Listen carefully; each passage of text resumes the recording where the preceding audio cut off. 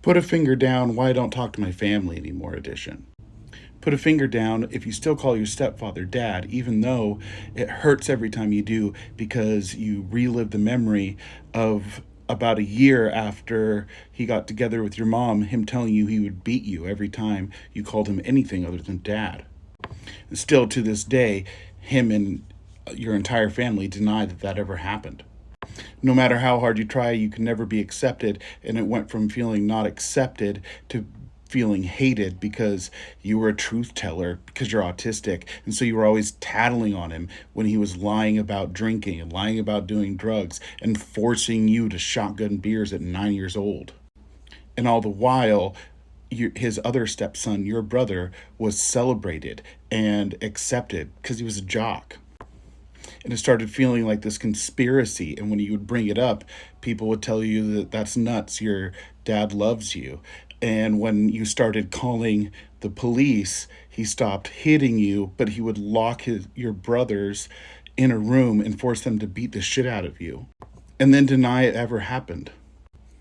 And then when you're about 16, your brother comes in as you're getting ready for work and you're just sitting down playing his guitar and tells you to turn it down and kicks you and start to fight. And you do what you had started to learn to do, which was to grab a knife because then they would stop hitting you. But he didn't stop hitting you. And he attacked you, and then he screamed, "I got cut." And then you ran and locked yourself in the bathroom and were a sobbing mess until the cops came and took you away. And that was the first time you were ever evicted from your home. And since then, you've never been able to stay in the same place for more than a couple years. And you were put into the system after that. And you were in and out of juvie and institutionalized.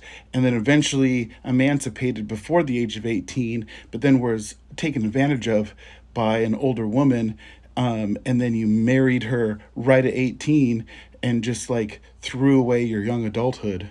And all the time you felt like there was this conspiracy from your family to ruin your life, and your family and friends would tell you that that's crazy until in your 30s at your aunt's funeral your brother tells you that him and your dad conspired to rough you up and get you all excited, basically cause a meltdown, and that Danny cut himself.